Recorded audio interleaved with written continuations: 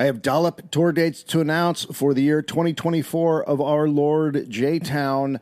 We have our 10th anniversary show coming up in Los Angeles on April 27th. Guests are Karen Kilgariff and James Adomian.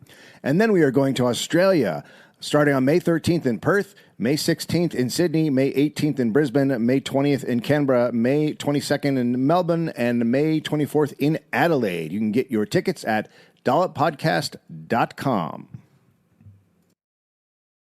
As it gets nicer outside, don't forget about guaranteeing it be nicer inside your home this spring. At Gravina's Window Center of Littleton, the best window on the market, Infinity from Marvin is now 25% off. Save 20% off James Hardy siding and $500 off all doors. Emphasize home this home and garden show season with Gravina's Window Center of Littleton and their home show specials, including free one-year financing for qualified buyers. Gravina's Window Center of Littleton. Go to windowsforyourhome.com.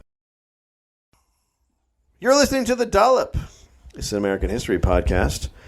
Each week, I, Dave Anthony, read a story to my friend Gareth Reynolds, who has no idea what the topic is about. Dave, I'm supposed to say my name. I was going to just say the whole thing, and then you were going to cry or whatever you do. That's not... We've never done one where that's happened. Well, the people want it. I don't think they... No, we're not even going to talk about this. Maybe next time, guys. Do you want to hit a dude? I'll do one bottle. People say this is funny. Not Gary Gareth. Dave, okay. Someone or something is tickling people. Is it for fun? And this is not going to become the Tickling Podcast. Okay. You are Queen Fakey of Made Up Town. All hail Queen Shit of Liesville. A bunch of religious virgins go to mingle And do what? pray. Hi, Gary. No. Nicely done, my friend.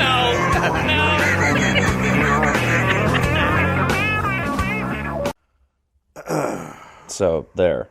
September 24th, 1909. Headline, the Tacoma Times. Oh. The giant comet is now hurling this way.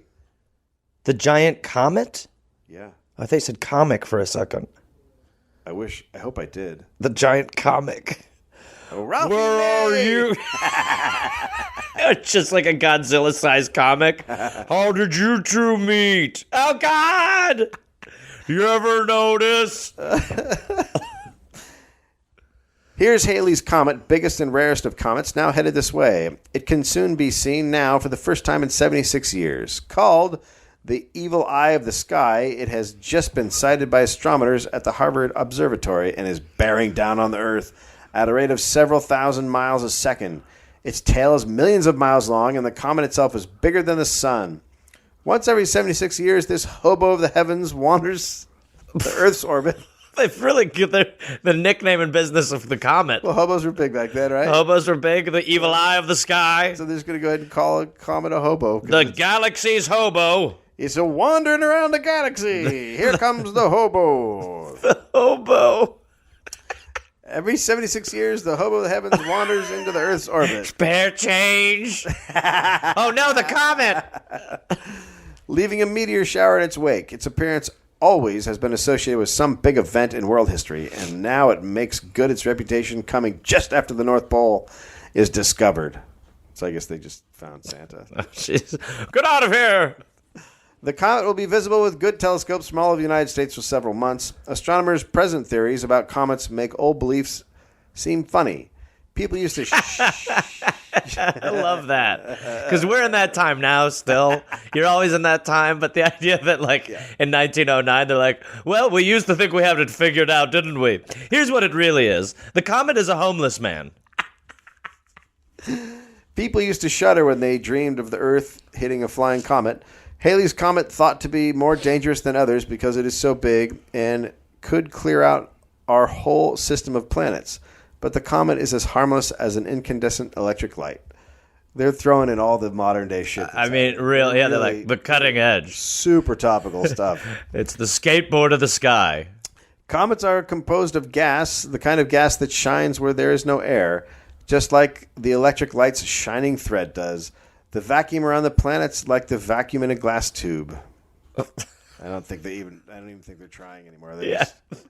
What other shit you think I can cram in here? Ah, boy, this is an article, right?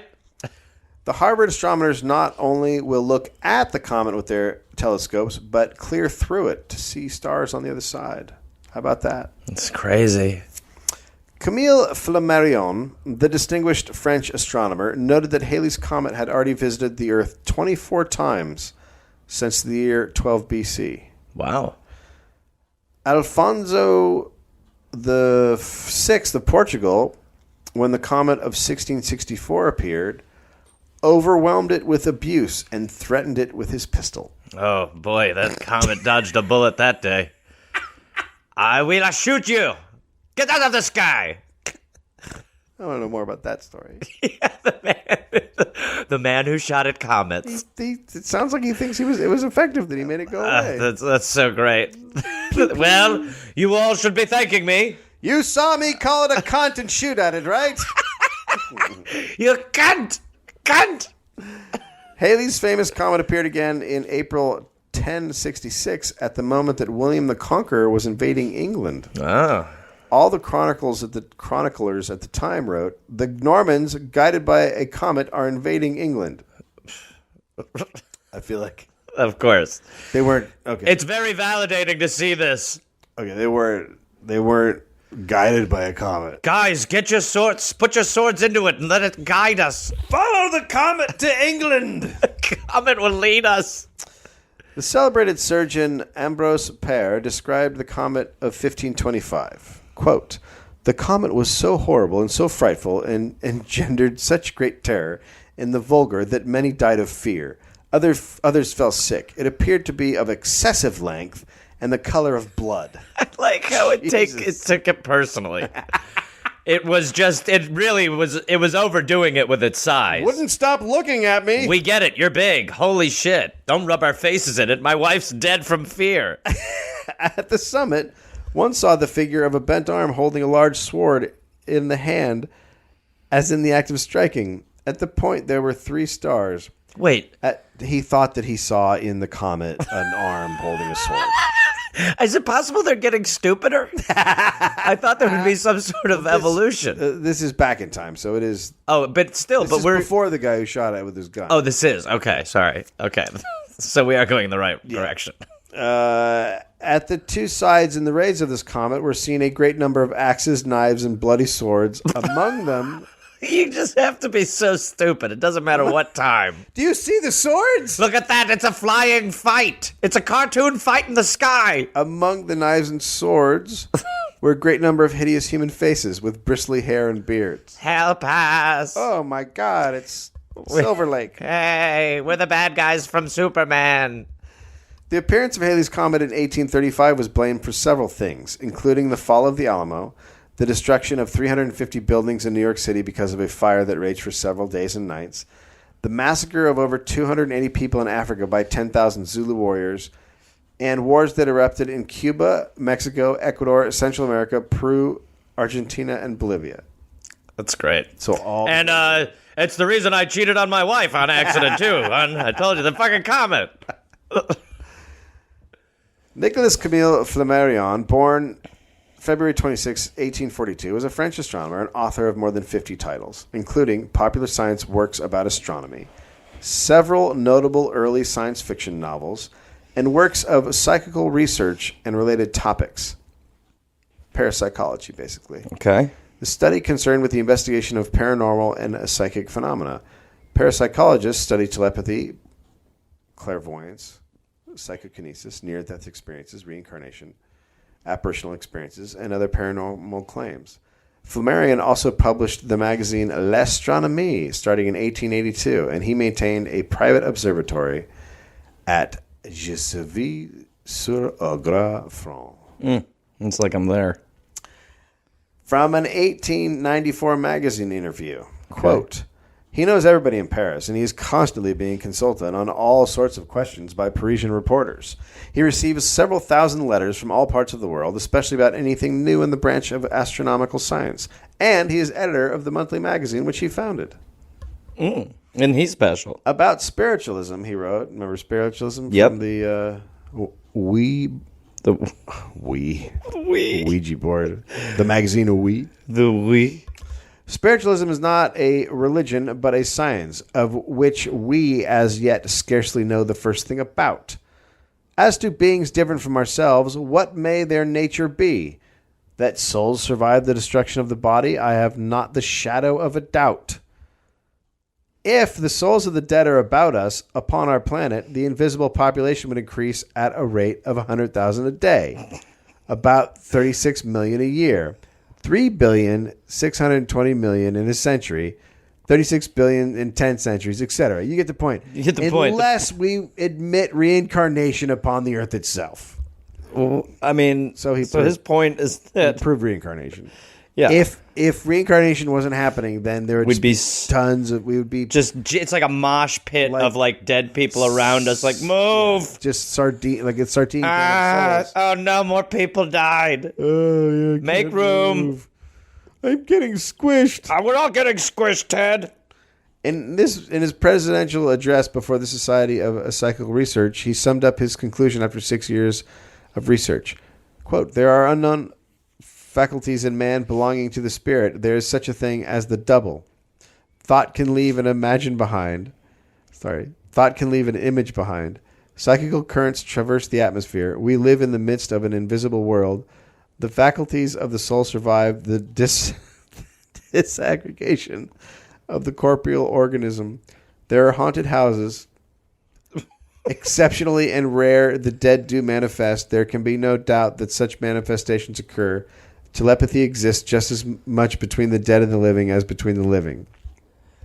That's pretty bold. So he's on it. Like, this is a guy we should be listening to. Well, there's some stuff that, I mean, this is a guy sounds like he's sniffing around some things that... This is a guy we should be listening to. Los Angeles Herald, May 7th. So wait. What? Nothing. Keep going. Los Angeles Herald, May 7th, 1905. Certain Mars is inhabited. Camille Flammarion goes into details. That's hilarious. Camille Flammarion, the eminent French astrologer, has placed himself squarely on the record as a believer in inhabited Mars. Quote, I have been studying that planet closely for 30 years. Closely. And I am certain it is inhabited, and probably by people much more advanced than we are. The French guy, they're smarter in the sky. Trust me, they couldn't be stupider. The year in Mars is twice as long as ours. It consists of 730 days. With regard to the inhabitants, I think they are very light in weight. For instance... Can I play What's on Mars next? For instance, if a man who weighs 140 pounds on Earth could suddenly be transported to Mars, he would weigh only 52 pounds. Listen, try to prove me wrong. I can't. We know the length of the day on Mars to be 100th of a part of a second.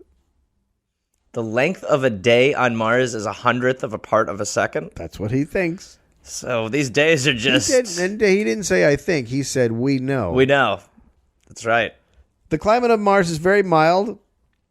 Lovely. Can we get the 5-day? There are no gales, and the atmosphere is very light with scarcely any clouds. The inhabitants enjoy fine weather. The climate being I like how he wrote a pamphlet for Mars. Come to Mars! I dare say the Martians tried to communicate with Jesus. What? I mean, how much can he think he knows about Mars? I dare say the Martians tried to communicate with us hundreds of thousands of years ago. The Martians may have tried again 1,000 years ago and never having obtained a response. We never called back. Concluded the Earth was uninhabited. We should have picked up. God damn. Yeah. Talk about a phone call you wish you had back. Why did we let it ring? We could be half our body weight. And you said, no, we're eating dinner. So, no, we can, with the comeback. A letter to the editor from Nicholas Tesla, New York Times. Dear Psycho. May 23rd, 1909. Dear editor, of all the evidence of narrow-mindedness and folly, I know of no greater than the stupid belief that this little planet is signaled out to be the seat of life, and that all other heavenly bodies are fiery masses or lumps of ice. Most certainly, some planets are not inhabited, but others are, and among these there must exist life under all conditions and phases. The force of gravitation on Mars is only 2/3 that of Earth. Hence, all mechanical problems must have been much easier to solve. There are many reasons why intellectual life should have been on that planet. To be sure, we have no absolute proof that Mars is inhabited. The whole arrangement of the so-called waterways, as pictured by Lowell, so there's a guy who thought he saw waterways on Mars, Of course. would seem to have been designed. Personally, I base my faith on the feeble planetary electrical disturbances which I discovered in the summer of 1899, and which, according to my investigators, could not have been originated from the Sun, the Moon, or Venus. Further study since has satisfied me that they must have come from Mars. This scheme of signaling by rays of light is old and has been often discussed, perhaps by more than eloquent and picturesque Frenchman Camille Flammarion than anybody else. But there is one method of putting ourselves in touch with other planets. Though not an easy of execution, it is simple in principle. The apparatus is known as my wireless transmitter. So he wanted to talk to Mars, and he's another guy that gives credit to Camille Flammarion. Yeah. Camille Flammarion was also a science fiction writer, and in 1873... Yeah, we just heard one of his stories. he published Le Mine, consisting of a series of dialogues between a man and a disembodied alien spirit, which is free to roam the universe at will, and includes observations about the implications of the finite velocity of light. Sounds like a good book. Yeah, a real good read. In 1893, Omega... A guy talking to a dead alien. In 1893, Omega, The Last Days of the World was published about a comet colliding with the Earth. 400 years from now, followed by several million years leading up to the gradual death of the planet. Interesting. Well, The New York Times, February 9th, 1910. Headline, Comet's Poisonous Tail. Astronomers at the Harvard Observatory have not yet made a photographic spectrum of Halley's Comet, which is rapidly approaching Earth, but a telegram received there today from the Yerkes Observatory states that the spectrum analysis of the comet obtained by the director and his assistant shows very prominent cyanogen bands. Cyanogen is a very deadly poison. A grain of it touched to the tongue is sufficient enough to cause instant death. The fact that cyanide is present has been communicated to Camille Flammarion and other astronomers and is causing much discussion as to the probable effects of the Earth should it pass through the comet's tail. Professor Flammarion is of the opinion that the cyanide gas would impregnate the atmosphere and possibly snuff out all life on the planet. Most astronomers do not agree with Flammarion and believe the comet would be repelled by the mass of the Earth, or the cyanide gas would decompose and be quite harmless. so we have Chicken Little and then the others. Huh? Yeah. But so why is he respected? He just is? Yeah. And so then he can just say the craziest shit, and even then people will be like, well, he's a little far off. But no. There's merit in what he says. I mean, the Mars stuff is pretty spot on. Yeah, well, look, we all know that Martians weigh half of what we weigh, and they love clear, nice weather.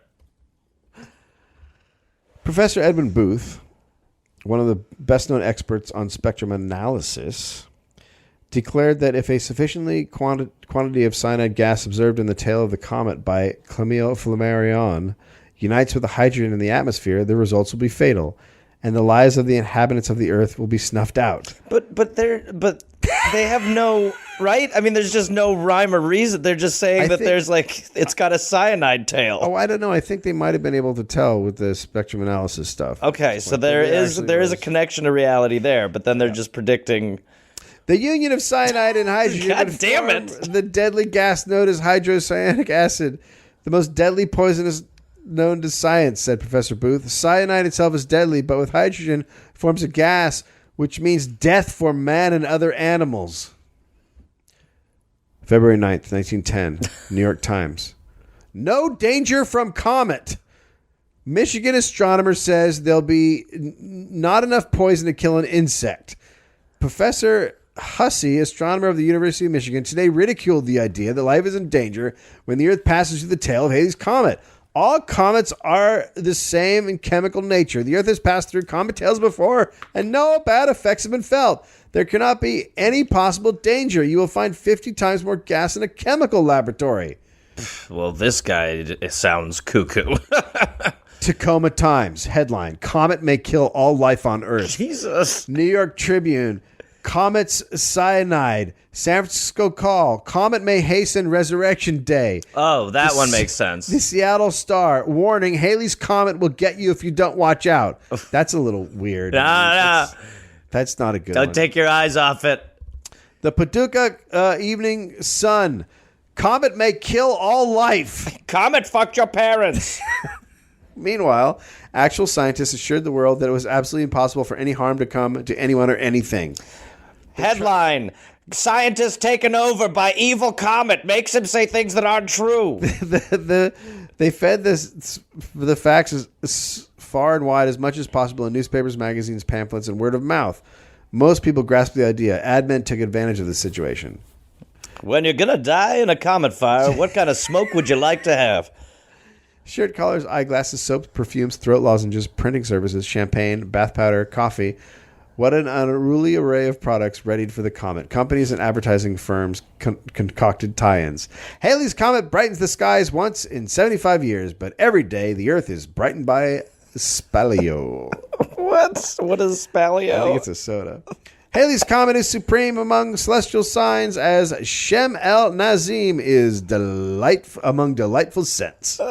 But while Halley's Comet is a fleeting visitor, Shem El Nazim, a scent of Arabia, has come to stay. God, the worst. But while many didn't fear the comet at all, others experienced intense anxiety and dread.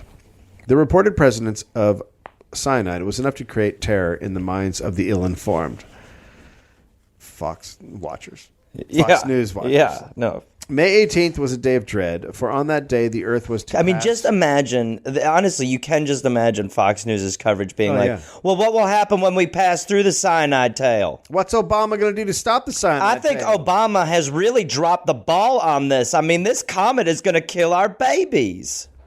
That's not far off from what it actually is. Yeah, no. May 18th was the day of dread, for on that day the Earth was to pass through the comet's tail. Spokane Press, February 10th. Halley's Comet will bring terror to the uncivilized. More. Keep feeding me. Oh, God. The San Francisco Call, February 20th, 1910. The announcement that the Earth would probably plunge through the comet's tail sometime in May has recently been followed by another that the spectroscope has disclosed a characteristic band of cyanide in the light from the matter composing it. It only required the fertile imagination of Flammarion to remember that this is the most poisonous substance known to set all of mankind in a flurry of fear. Yes. Warren, Minnesota chef. Maybe that's a guy. That's a paper. Anyway. The chef's paper. April 28th, 1910. In the words of that well-known science writer, Mr. Waldemar Kampf, the Earth will plunge through the tail of Halley's Comet. What will happen? Nothing. The air we breathe is as dense as the iron in comparison with the thinness of the comet's tail. A cubic mile of it would be packed in a snuff box. That is why the atmosphere of the Earth will not be affected on the night of May 18th. If a tail were denser than it is, this whisking of the Earth might prove fatal. Suppose that the vapors composing the comet's tail were to combine with the nitrogen in our air, it would be converted into Dennis laughing gas. Mankind would dance deliriously happy to an anesthetic death. That's how I want to go. Most of these nightmares have been luridly dwelt upon by the imaginative Flammarion. No scientist of repute takes them very seriously. I still think Flammarion's got a point, though. The Pleasant Point Register, May 11th, 1910. In a recent article by Waldemar Kampf, it has been determined that there is probably sufficient nitrogen in the tail of Halley's Comet to combine with oxygen in the Earth's atmosphere to perform laughing gas. No. That's not what he said. That's what he said. No, motherfucker. If true, it means all the world will die of laughter when the long tail of the comet sweeps over us. Oh, so it is a giant comic. If not, did I say comic? No. If not unlikely that in May we will... Oh, I get it, laughing. Yeah. I tried. If not unlikely that in May we will cackle merrily at every joke which is cracked or grow hysterical at the sight of everything even slightly unusual. And even that is like even that interpretation, which is wrong, Oh, yeah. is still it's still got this specificity that is so ridiculous where it's like, even an unusual image might make you die. It's just like... Well, if you really analyze these things, the people who are saying that nothing is going to happen are talking way too scientifically. Yeah. And the guys who are saying we're all going to die are like, we'll die from jokes. Yeah, they're the people who give the information, thankfully. I'm glad we got away from that system. On May the 5th in Massillon, Ohio, Fred Bauer, a farmer, was held at the police station pending the arrival of an order of commitment to the state asylum. The immediate cause of Bauer's incarceration was his refusal to pay for large quantities of merchandise which he had purchased. He declared it was useless to pay for them, as in 15 days the world would be consumed by fire. Oh, boy. Bowers declared that he has a mission from God to warn men that the end of the earth is approaching. Yep. Perfect. So he can do whatever you want. In San Bernardino on May 9th, Paul Hammerton, a sheepman and prospector, worried over the coming comet. He became insane and crucified himself. Oh, my God. Wait a second. All right. Hold the fucking phone. Couple things. Go. First of all, Logistically? Very difficult. How? Very difficult. You bang the feet, you get a hand, and then what? Well, George, come bang my hand into this board. according to the mining men who arrived and found him, Hammerton nailed his feet. And his name's Hammerton. How did we not see this coming? Hammerton nailed his feet and one hand to the crude cross he had erected near his gold claim. He pleaded with his rescuers to let him remain in his spiked imprisonment, but they did not abide by his wishes. My God. If you're going to Come on, let me stay. The Please comet's don't. coming. No. Don't take those out of my feet, please. Look, this is a good idea. Guys. There's a comet coming. What are you going to do? It's me, Hammer and Hammerton. Just, Yeah. I mean, but that's like, That's crazy. it's crazy, but also like,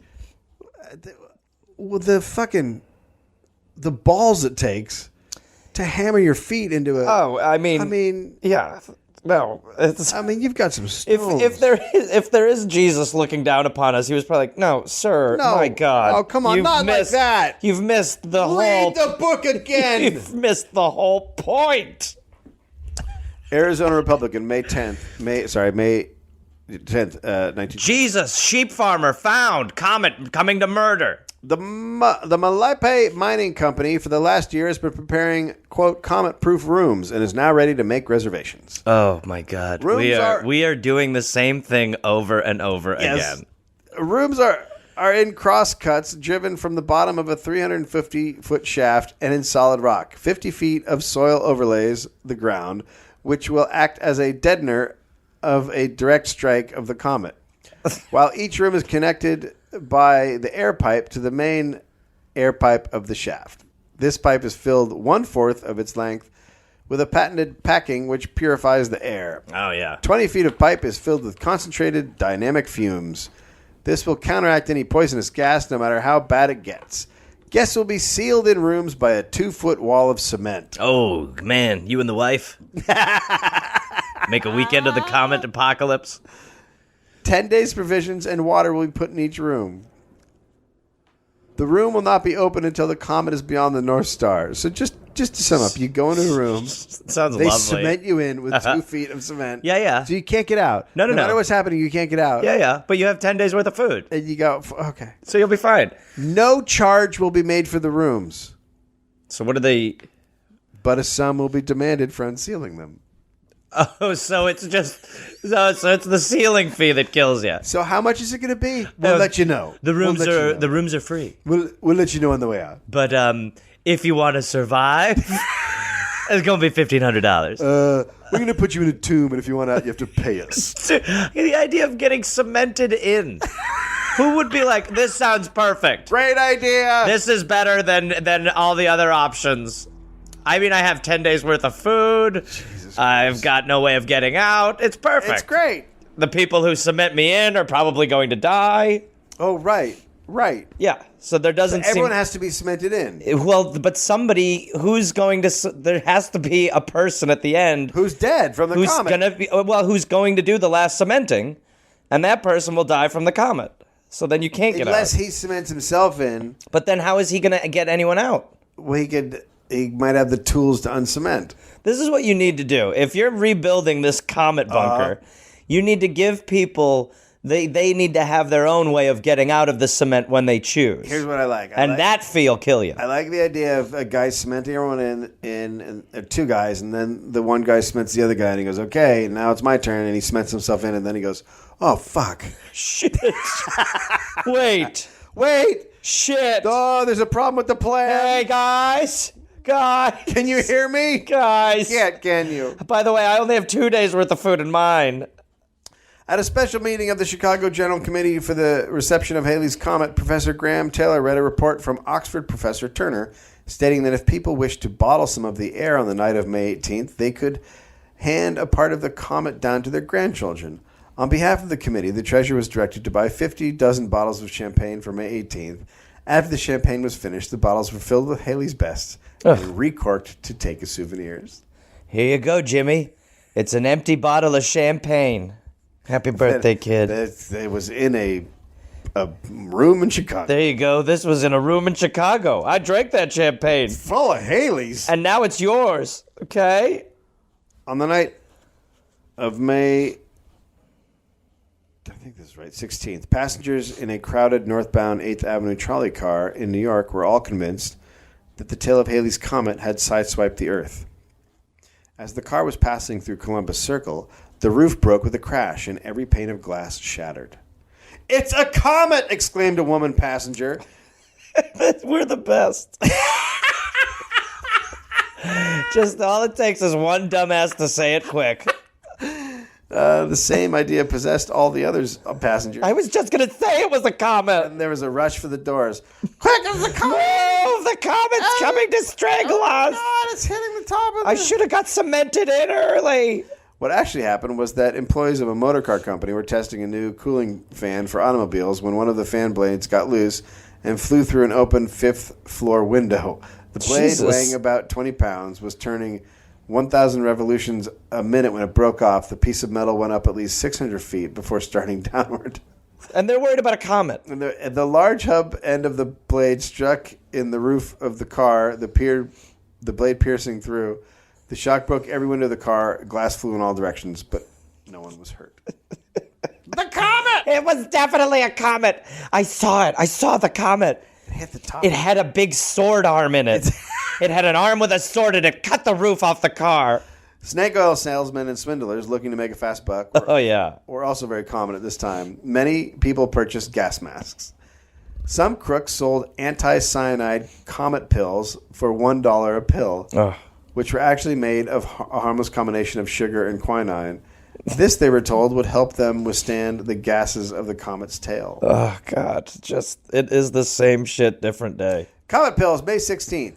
Whatever Halley's Comet may do or not do to this Earth, the Negroes of Port-au-Prince and Haiti are prepared because they are taking Comet pills. All are rushing pell-mell to the hut of a shrewd old voodoo doctor just outside the city who is selling Comet pills as fast as he can make them. The prescription is 1 pill every hour, up to the time the comet recedes from the Earth, but many of the patients make doubly sure by taking 1 pill every half hour. The comet doctor guards his formula closely and is growing rich fast. I love that. I love that now. But we like black people when we need a crazy medicine. Outside of that, they're not humans. But when you need a pill to survive a comet tail, you want to go voodoo. The day of the comet arrives, May 18th. 1910. George Washington, for 2 bits down and 2 bits a week, would insure his fellow black people against any damage from Halley's Comet. In his $300 insurance policy, he agreed to pay the beneficiary the money, provided the insured dies as a result of Halley's Comet. The clause, quote, no damage for fright alone, was added. To a white friend, George confided that he was pretty sure of success. And this is a quote from a paper, so get ready. This was in a newspaper. I mean, we've already heard some crazy shit, so I got to get ready for this. This is how it is actually written. If that comet hit this old Earth, I reckons I'll go wide the rest and won't have to pay any claims. Oh, my God. Of course, I'm not going to pay anything unless something happens. Oh, my God. We're a terrible, terrible place. This is just... We're a horrific place. The idea that this is all focused on a comet. That we're all this badness. In Seattle, 8 men had a difficult time. Oh, good. Crazed with fear that the comet would demolish the Earth and annihilate them, 6 men were brought to the county jail on May 18th and booked as insane. There was no question in the mind of jailer Rogers that they were insane after they had described to him the calamities the comet was to cause. One man, an old-time prospector, thought the comet would wipe out a valuable gold mine he located. The comet, I'll tell you one thing. That comet's coming here to take my gold. The comet's coming here to take my gold. And my mule. You take my gold, my mule. I'm a coming into the jail with my mule. Coming in. Move. Another man thought the comet killed King Edward. Of course. I'm sorry. My friend who thinks he's stealing the gold is quite crazy. You see, he killed King Edward.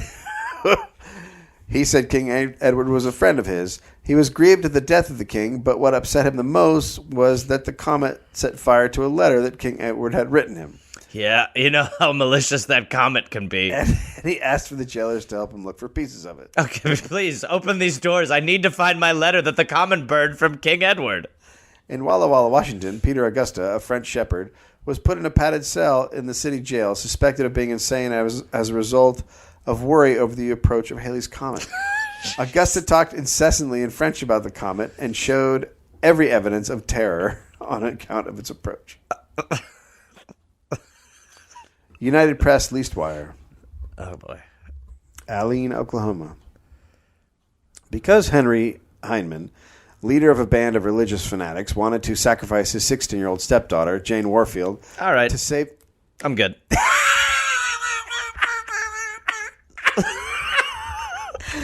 to save the world from the comet. Let me kill my daughter. Come on, there's only one way to stop this goddamn thing, and that's to shut this fucking loudmouth girl up. Oh, well, honey, I got good news, bad news. Good news, I figured out how to stop the comet. Yeah, we're going to shut her down. Bad news is we have to kill our firstborn. Yep, she's a loud one. You know how erratic comets can be. It's his stepdaughter. Oh, God. He's supposed to kill his stepdaughter. So it is totally fucked up. And then after the comet leaves, their relationship was awkward. Well, I have egg on my face. My word. I would still like it if you would respect me and listen to me. I still think Now, listen, I get a week or two of being upset about this, but after that, I don't think we bring up the sacrificing of the stepdaughter to the comet anymore, okay? Mob violence is feared today. Hyman was arrested and is under guard at the county jail. Hyman was the leader of a band of 40 religious fanatics known as the Select Followers. They declared the coming of the comet was the vengeance of the Lord against the world, and only a human sacrifice would prevent a great catastrophe. God, how, like, who... It just sounds like cocaine had a theory. Like, how do you even get that far? And then others are like, got it. All right, I will stand behind you on this. Makes sense. You make a lot of sense, brother. Plans for the offering were made. Hyman and his followers were preparing to take the girl's life when Sheriff Hughes and a posse of 6 men arrived. Oh, shit, Sheriff's here. Just as the sacrifice was being prepared. People of Alene were aroused. The threatened atrocity and a demonstration against Hyman and his fanatics followed. Threats of lynching have been made. The Select Followers, who believe that sin is past them and that they can handle serpents and drink poison without ill effects, came into the neighborhood 2 years ago. It has been learned that many of them burned much of their personal belongings because the world was to end with the comet's tail. But wait, they could drink poison. So what the fuck are they worried about? Okay, so yeah, that's problematic. They're all right. Here we go. It's weird that these guys don't have like solid thinking. Well, that there's, I mean, I don't. But it's like the first question you'd ask. Well, but you gotta step back and did anyone see this properly? And why are you trying to talk to them about the logic of, hey, but you're worried about poison from the tail, and you actually can drink poison? You got to step back and go, they want to sacrifice a human. Yeah, So they're a little bit off on their thinking. So, well, and maybe they just had like a human burning a hole in their pocket, kind of. They're like, we gotta sacrifice for something. Maybe the 16-year-old was just the worst. In New York, in Little Italy, a practical joker threw 400 Italians into a panic by sending up a fire balloon. It was seen descending upon the Italian quarter. Everyone prepared for the end of the world. As the balloon neared the earth, it exploded, and the Italians threw themselves on the ground, too frightened to even pray. After waiting a reasonable time for death, they arose with mixed emotions. Religious processions and pilgrimages to various churches were in evidence around parts of the city. Between 8 and 9 o'clock, hundreds of people gathered at the corner of Mulberry and Broome Streets in New York City, gazing at the heavens. Suddenly, someone saw a large, bright light descending and shouted a warning. A serious panic then ensued. Police reserves were called out from the Mulberry Street station to calm the crowd. Wait, what were they freaking out over? They're freaking out. This is still about the balloon. Oh, okay. The frightened men and women were driven into their houses, shouting while they watched the descent of the strange light. So wait, so what did it's just basically like a balloon that was on fire? It was a toy balloon with firecrackers attached to it. Knowing that many people were expecting strange events resulting from the Earth passing through the comet's tail, H.C. Bone of Roseville, New Jersey, staged his own practical joke. He assembled the balloon, some sodium, and a time fuse and a stick of dynamite. Oh, wow. Launched from a vacant field south of the town, the apparatus worked perfectly, rising up to 4,000 feet and exploding with a terrifying roar. The explosion was heard for miles. The dynamite ignited the sodium, which fell blazing to the earth. Midnight Comet watchers were thrown into a state of terror. Pandemonium resulted, and it was many hours before the fear of some was allayed. That guy is awesome. He's awesome. Because it's also a guy who's not taking it very seriously, which is nice to hear. Yeah. And you see other people take it seriously. Oh, yeah. Like, oh, this is going to be the greatest practical joke ever. Yeah. In Fort Collins, Colorado, Russian and Mexican laborers stopped working and spent days in prayer, firmly believing that the end of the world was at hand. They refused to allow their children to attend school, and the churches were filled. In Denver, many of the foreign miners employed on the day shifts at the Leadville and Cripple Creek coal mines stayed underground all night on the 18th. Yeah, because that's where you want to be. Yeah, that's the smart place to be for a fucking comet hit. Go down deep into the earth. For 10 days in El Paso, Texas, hundreds of Mexicans from villages along the border gathered around crosses erected on hills, waiting the appearance of the fiery comet they believed was coming to destroy the world. The Mexicans sought to avert the catastrophe with music, incantations, and other ceremonies. They spent the days and nights in prayer. After the comet passed without catastrophe, gloom gave way to joy, and dancing and feasting replaced the religious ceremonies. It sounds like they think the comet is like the goo in Ghostbusters 2. Which is a deep bench reference, but if you get it. In San Francisco, Santiago Palace and Manuel Baldal got into a fight as they were waiting to view the comet. Palace, who was a barber, said that Baldal started the battle with a blow from a broken bottle. Palace then knocked Baldal down with the stock of his gun and then stabbed Baldal with a pocket knife. Jesus. Both men were committed to the city prison, where they revealed the fight was over the length of the comet's tail. Oh, my God. What the fuck? What? You stabbed a man. A man got stabbed for an argument over the length of this fucking tail. Stephen Air Connor, 40 years old, tried to kill himself. Why? Just fuck 17 stitches were needed to sew up a gash he made in his throat. I tried to die because the world is coming to an end. The comet is going to strike us, he said. Jesus Christ. In Covina, California, Charles Gasberg attempted suicide in the morning, saying, "The comet is sure to burn up the earth, and I don't want to die that way." He then threw himself in front of a fast-moving passenger train and was thrown 50 feet. Okay, you put those two down on paper. I want Comet. Newspapers said Gasberg was expected to recover. He jumped in front of a fucking train. I want to go with some dignity. Now, excuse me while I pancake myself. Headline, Comet made him a raving maniac. Somerville, New Jersey. James Klein, a Negro being held now as an insane prisoner, became a raving maniac for several days. In the early morning, Klein, clad in white, loomed up out of the fog, running and shouting that his mother-in-law and the tail of the comet were chasing him. Boy, this is... I mean, what is... What? His mother-in-law? Yeah, what is it? Like, why is he even... there's just a lot of questions. Maybe it's just worth not asking them. They're both bad. Yeah, I mean... They're trying to kill me. You know how mother-in-law's relentless? Well, that's like the comet. As the officer shouted after him, Klein stopped and began to pray. He has gone through the Negro colony, warning others to prepare for the end of the world. The Negro colony? Jesus, this country. In Cottonwood, Alabama, W.J. Lord, a prominent farmer and leader of the Christian Science sect, made suicide attempts. Very Christian. His mind was said to be frenzied over Halley's Comet, and believing he was a sinner, he tried to shoot himself. Which is that? I mean, what is that going to do? He still sinned. Well, but he was unsuccessful. And so then he jumped off a roof and fell on his head, knocking out his teeth. And? Wasn't successful. Jesus Christ. He then cut his throat. I mean... and that didn't work. What the fuck? So he's just like... And he jumped into a well. He made it through all that. And he lived? So he's like the C story in a movie. He's like Malloy, the guy from the... Yeah, he's very... Except Malloy was like bulletproof just because. This guy just doesn't know how to kill himself. Well, sounds like his plans aren't horrible. I mean, they're not horrible. He shot himself. He jumped off a building. He cut his own throat. He jumped in a well. Like he's good plans. Jumped in a well. That's the weakest one.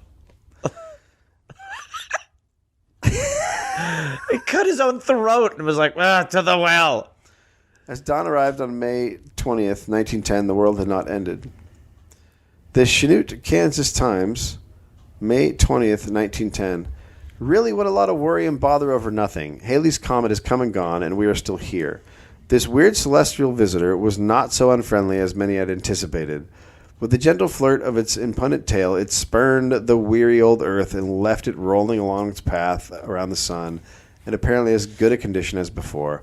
The comet is now beyond the point where it could harm us, even if it wanted to. Well, yeah, because it has emotion. Yeah, because it's a thing with arms. And there was no indication at any time that it entertained anything other than the best of feeling towards us. No, again, what the fuck? It's a rock. I saw it wink. Yeah. I saw it wink and give a little hello. How are you? You heard it say hello too, right? Like you guys. You're my best friends. See you in 60 more years.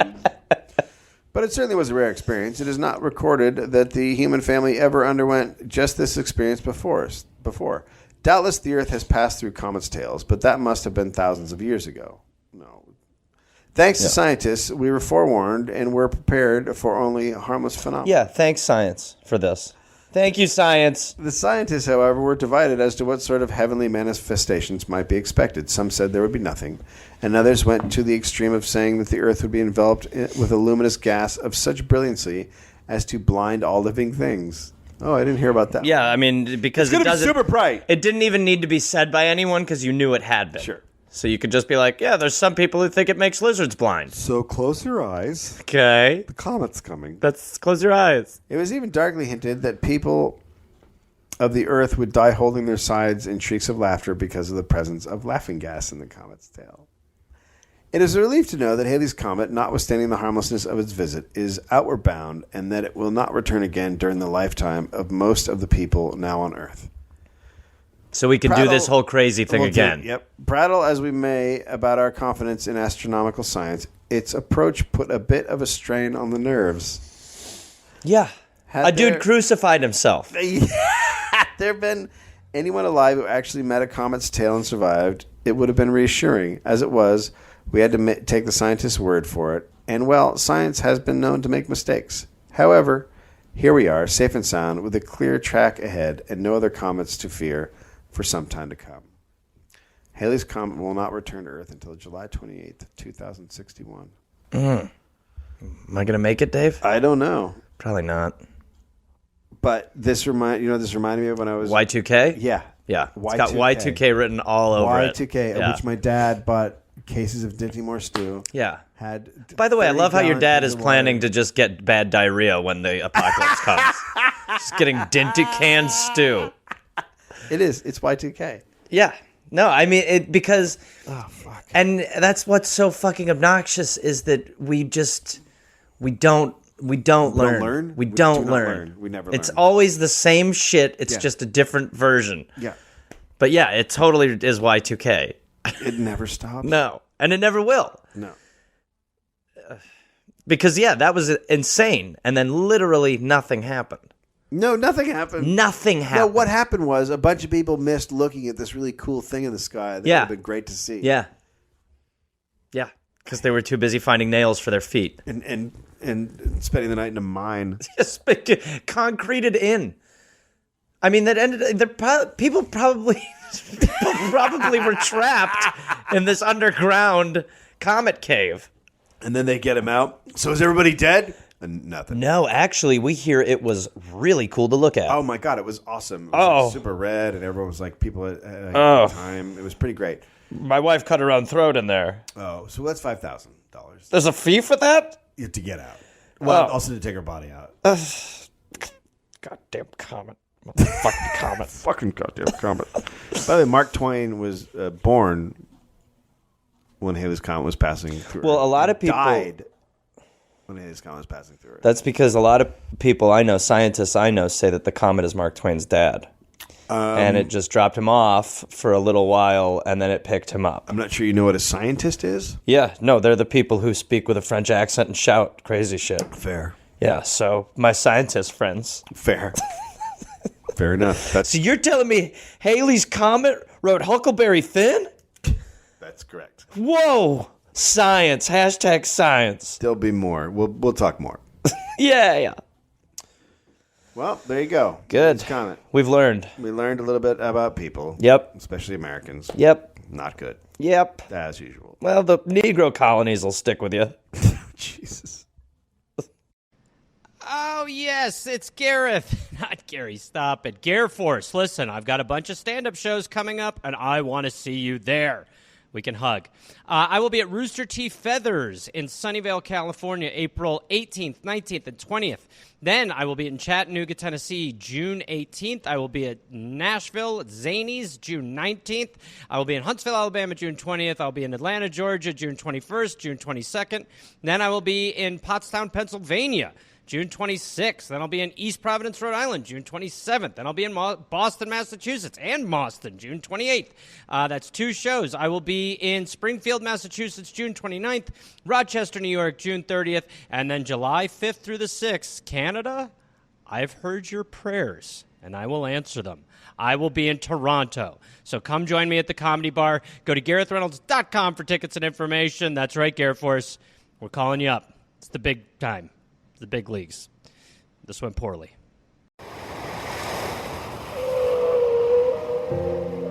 Experience the magical world of orcas at the Denver Museum of Nature and Science. Learn more at dmns.org.